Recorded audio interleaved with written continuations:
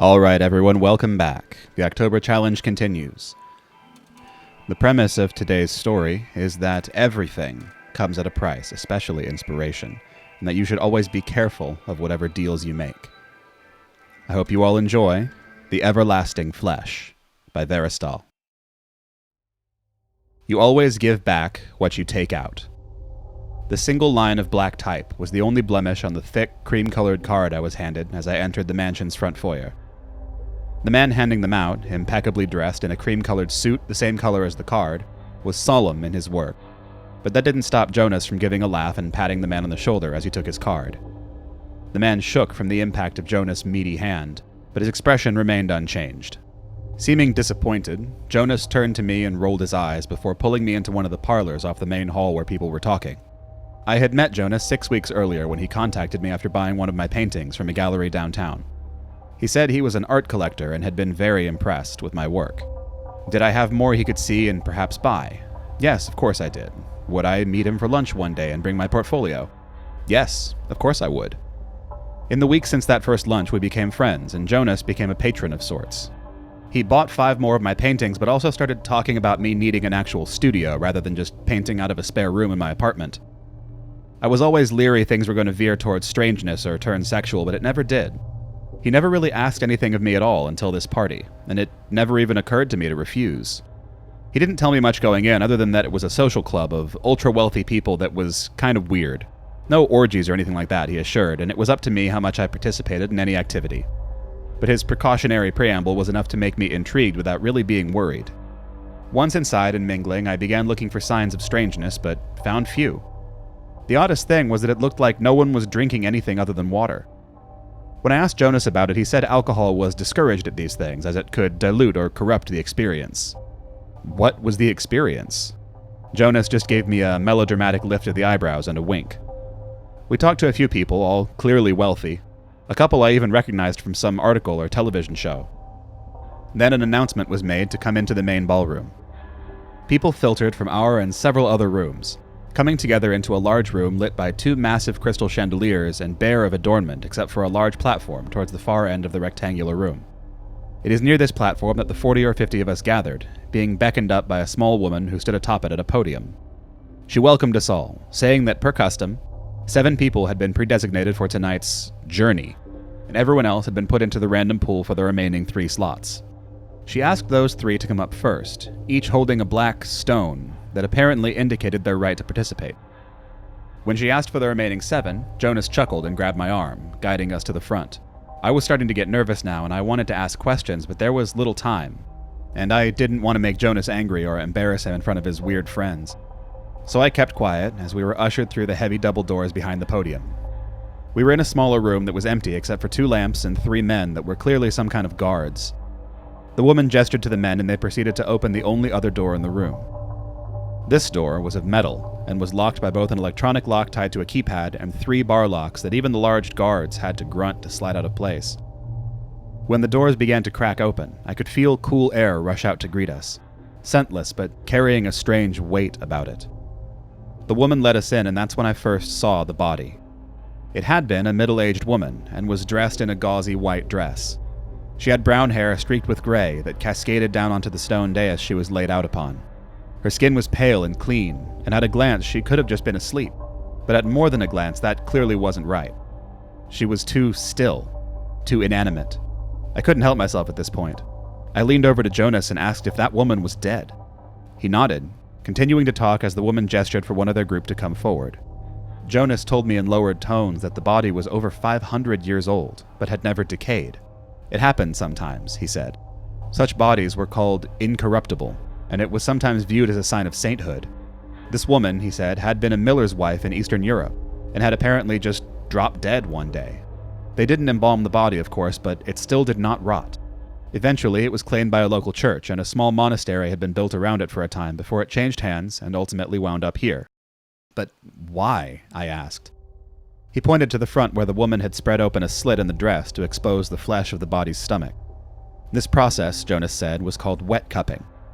It was commonly used as a form of alternative medicine on the living, but it had been discovered that if it was used to extract fluid from an incorruptible body, the fluids could be drank to various effects. I felt myself involuntarily jerk back. I could tell by his expression, which was much different than his normal relaxed and jolly face, that he was serious. What effects? I asked. Visions, euphoria, intellectual and artistic breakthroughs. It was kind of like acid, but without any risk of brain damage or long-term physical harm. And while some people did have bad trips, it was pretty rare. While he was talking, I was watching the procedure unfolding before us. The woman had several tiny glass cups on the table nearby. With practiced precision, she took a small metal tool that almost looked like a toothbrush to 10 different spots on the skin. As she did so, a black liquid would begin to well from the spot, and she would apply a cup, which had some mechanism on it to vacuum seal it to the flesh. By the time she was done, all 10 of the small cups were filling with the black liquid. She then went back to the first one, slid a thin piece of metal underneath its edge with amazing speed, and righted the cup. Wiping down its sides with a cloth, she handed the brimming cup of black ichor to the first participant, an older Hispanic woman. The woman's wrinkled nose told me of the smell a moment before I smelled it myself. The scent was of dead flowers and decay. I felt my gorge rising. I wanted to tell her not to drink it, but it was too late.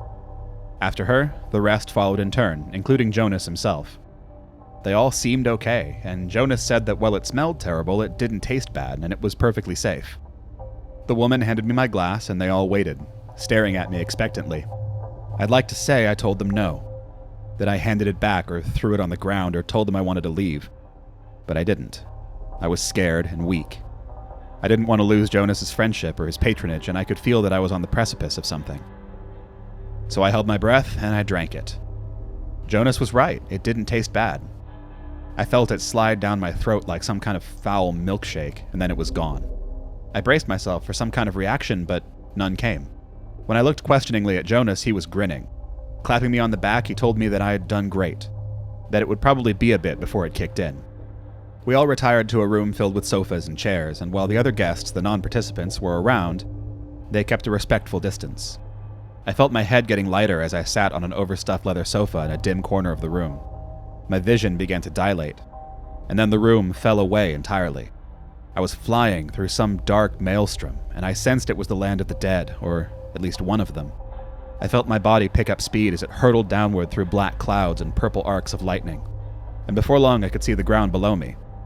As my descent slowed, I found myself shooting out across the landscape, gray, ashy lands of bare earth giving way to dark forests, then to massive cities carved of towering red monoliths of crimson rock and dark sinew. I began to scream and cry from joy and terror, and then I was back in the room. I looked at my phone, and only a few minutes had passed. Jonas dropped me off at home in the early hours of the morning. He had told me he was proud of me, that he wanted to see how it would affect an artist of my caliber, and not to tell him, but to show him what I experienced through my work. Over the next few months, I began doing just that. I was painting at an incredible pace, filling canvases with depictions of the things I'd seen and images I continued to see in my dreams. Jonas bought many of them, but he was not alone. He bought me a new studio that had room for a full gallery, and by the end of the year I was selling paintings as fast as I could finish them. In many ways, that time and the months that followed have been the best of my life. I wish I could say I had enjoyed them more, but most of my time had been spent feeding my drive to paint, as though I'm trying to express corruption out of a wound. Still, I've become very successful doing the thing I'm most passionate about, so I wasn't about to complain. Yesterday morning, 3 men broke into my studio and kidnapped me. They zip-tied my hands and pulled a black bag over my head before gently leading me outside and into a car. 2 hours later, I was back in the room with the body. They had secured me to a metal table that had not been in the room before. Thick leather straps over my thighs, torso, and, after removing the hood, forehead. I could only turn my head slightly, but it was enough to see the body, and to see that the men had left the room, shutting it and locking the door behind them. I called out several times, but got no response. My pleading turned to angry rants, but soon I was tired, my fear overwhelming any sense of indignation. I didn't know what was going on or what was going to happen, and the uncertainty made it much worse. I found myself glancing periodically over at the body from the corner of my eye, but nothing changed. More time passed, and I thrashed against the straps, but they didn't budge. After holding out as long as I could and harboring some insane hope this would prompt a response, I wet myself. Still nothing.